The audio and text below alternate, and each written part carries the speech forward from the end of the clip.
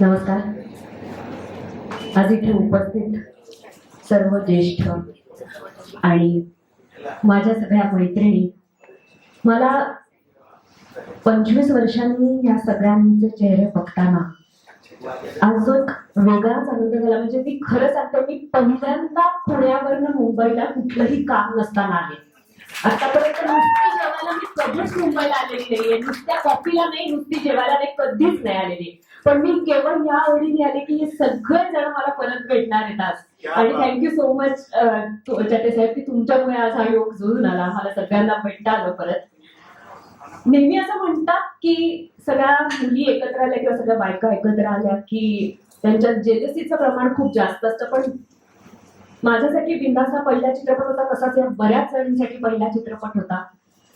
कदाचित माझी निवड का केली असं प्रत्येकीच्या मनात आलेलं असूही शकतं, कारण यांनी माझ्यापेक्षा जास्त थिएटर केलं होतं. मी डान्सर होते, त्यामुळे त्यांना असं वाटणं साहजिकच आहे.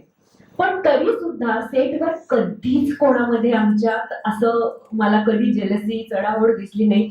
म्हणजे मला एक किस्सा नक्की सांगायचा आहे की चिन्नी प्रकाशजी ज्यावेळेला आम्हाला कोरिओग्राफ करत होते आणि ज्यावेळेला त्यांनी कटीट असं म्हटलं, आमचं एक स्टेज झाली माझी आणि गौतमीची, तर कटीट म्हटलं, मी गळ्यात हात घालून दोघी जणी पलीकडे जायला लागलो. तर ते म्हणाले हे क्या हो रहा है, म्हटलं म्हणजे. तर ते म्हणाले की नहीं ऐसा नहीं होता, कटिट होने के बाद एक हीरोइन यहाँ जाके बैठती है, दूसरी वहां जाके बैठती है, उनके स्पॉटवर्ड जाते हैं तो एक दूसरी को देखते भी नहीं है. तर म्हटलं आम्ही रूम सुद्धा आम्हाला सेपरेट दिली होती, तरी म्हटलं नाही आम्हाला एकच पाहिजे, आम्ही शेअर करणार आहोत.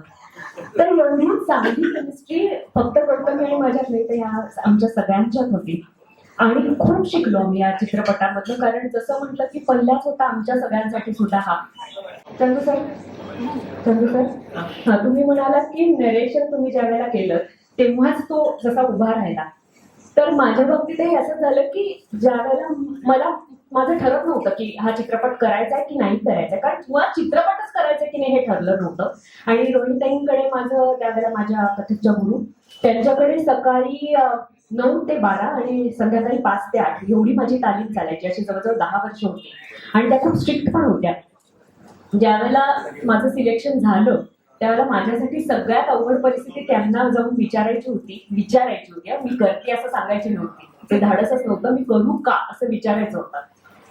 तर मी म्हटलं तुम्हाला कथानक सांगू का. आणि ज्या वेळेला कथानक त्यांनी ऐकलं त्या क्षणाला त्या अशा शून्यात बघत होत्या. मला अजूनही आठवतं, मी त्यांच्या पायापाशी बसले होते, त्यांच्या घरी जाऊन कथानक मी सांगितलं. असं खाली माझ्याकडे बघितलं, कर. ती माझ्यासाठी इतकी महत्वाची गोष्ट होती की त्यांच्याही लक्षात आलं होतं की या कथानकात काय ताकद आहे. तर खरोखरच आम्हाला सगळ्यांना खूप खूप आनंद देणारी अशी ही कलाकृती होती, खूप शिकवणारी होती. आणि खूप छान वाटतं की पुढे या सगळ्याच जणींनी वेगवेगळ्या त्यांच्या ह्याच्यामध्ये तुम्ही जसं म्हणालात की आपला एक वेगळा ठसा उमटवला आणि खूप अनुभव पाठीशी घेऊन आम्ही समृद्ध होऊन या कलाकृतीतनं बाहेर पडलो. त्याबद्दल या कलाकृतीच्या पाठीशी असणाऱ्या सगळ्यांचे आमच्या सगळ्यांकडनं मनपूर्वक आभार. धन्यवाद.